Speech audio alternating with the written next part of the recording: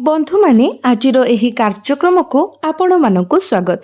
आजिर एही कार्यक्रमटी बिछा राशि व्यक्ति विशेष मानक पई बहुत गुरुत्वपूर्ण अटे, बहुत ही खास अटे, कारण आपणकर समग्र विश्व अगस्त 2026 रे परिवर्तन हेबाकु जाउची।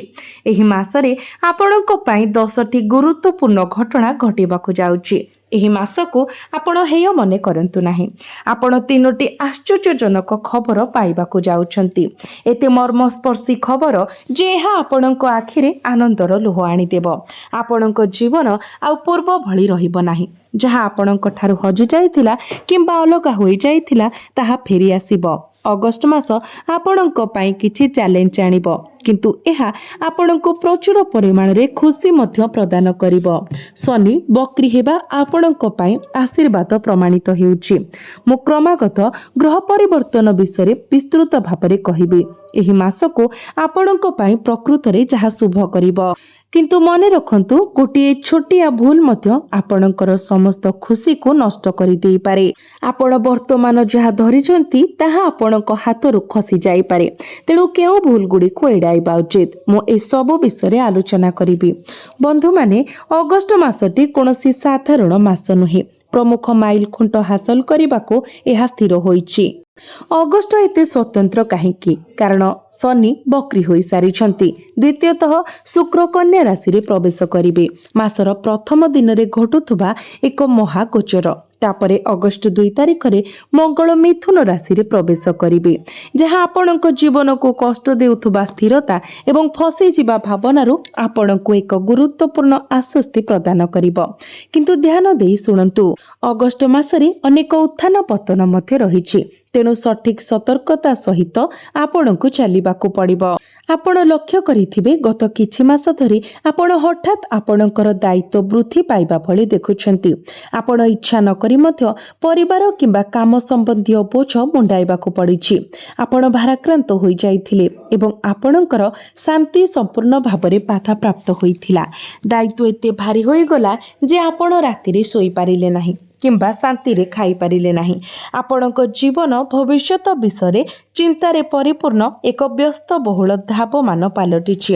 ଆପଣ ଗୋଟିଏ ମୁହୂର୍ତ୍ତ ପାଇଁ ମଧ୍ୟ ଚୁପ୍ ବସି ପାରିନାହାନ୍ତି।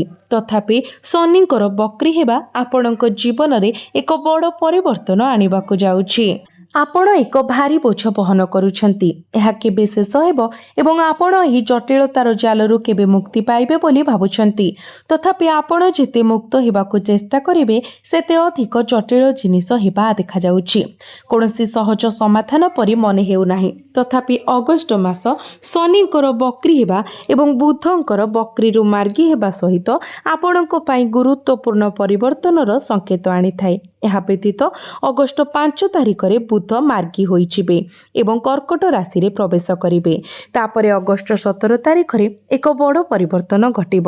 ସୂର୍ଯ୍ୟ ନିଜର ସ୍ୱରାଶି ସିଂହ ରାଶିରେ ପ୍ରବେଶ କରିବେ, ତ ଆପଣଙ୍କ ପାଇଁ ଏହି ଗୋଚର ଦଶମ ଭାବରେ ଘଟିବ, ଯାହାକି କ୍ୟାରିୟର, କାର୍ଯ୍ୟ ଏବଂ କଠିନ ପରିଶ୍ରମର ଭାବ।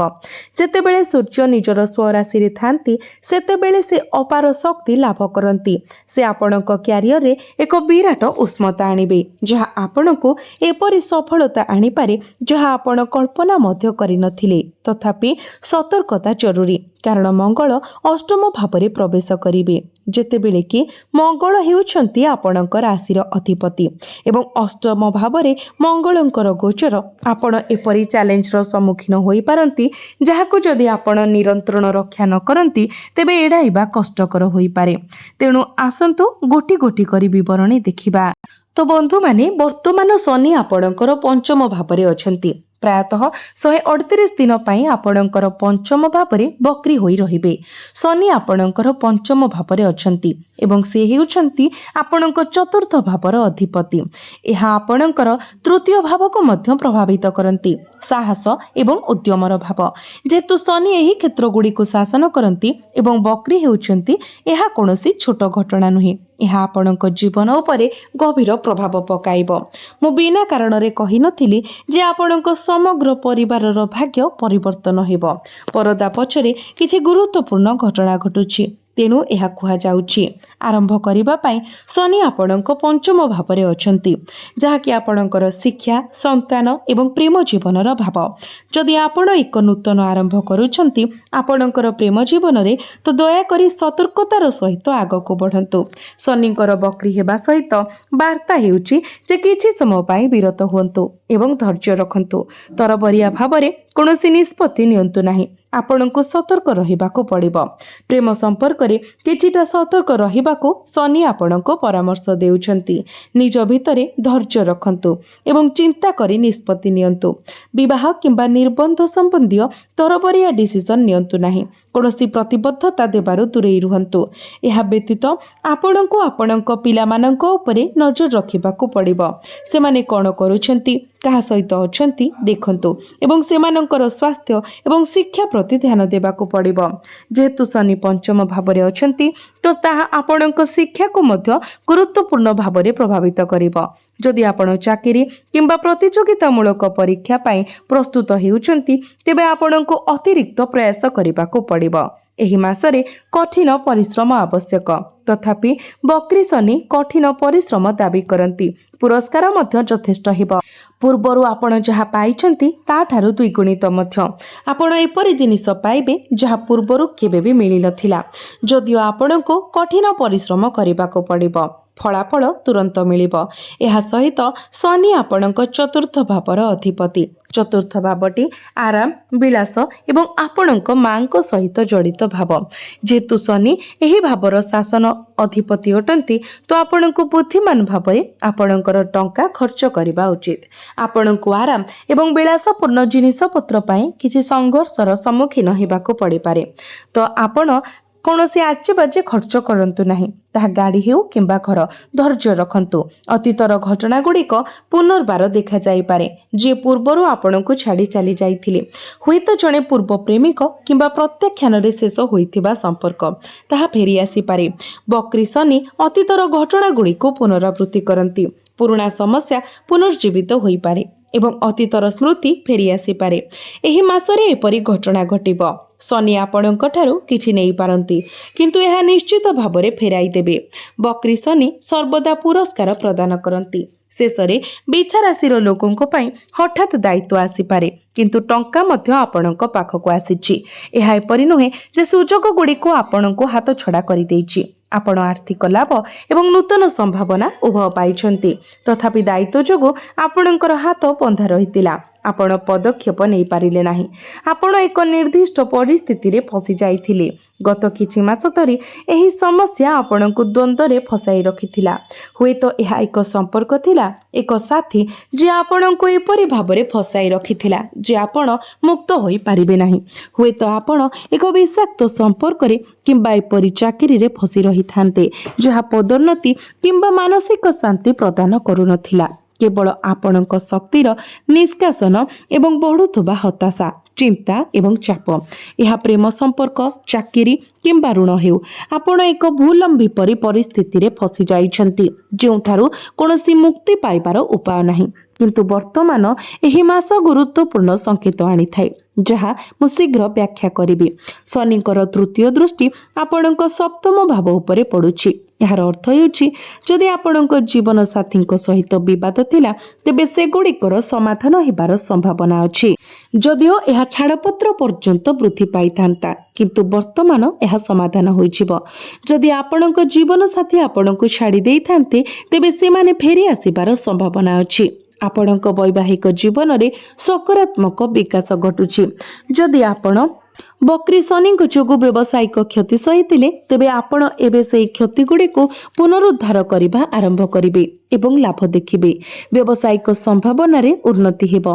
पूर्वरु खसी जाइथिबा किंबा शेष होई जाइथिबा सुजोग किंबा चुक्ति गुडी को आपणक पाखको फेरी आसी पारे जहा एक उत्तम खबर। तथापि आपण मते गोटे कथा कहंतु आपण काहेकि बारंबार निजको आपस करिबाको पडुछि। आपण प्रायतः निजको पचारंती जे काहेकि आपणकर प्रेम संपर्क केबे भी स्थायी होई नाही किंबा आपण प्रकृत रे चाहंतुबा चाकरी केबे भी काहेकि पाई पारु नाहंती। सब बेले किछि कम पाई आपणको समाधान करिबाको पडुछि। ताहा टंका प्रेम नियुक्ति किंबा व्यवसाय हो ଆପଣ ନିଜକୁ ନିରନ୍ତର ଆପତ୍ତି କରୁଥିବାର ଅନୁଭବ କରନ୍ତି। ଗତ କିଛି ବର୍ଷ ଧରି ଏହା ଏକ ଧାରା ହୋଇଛି।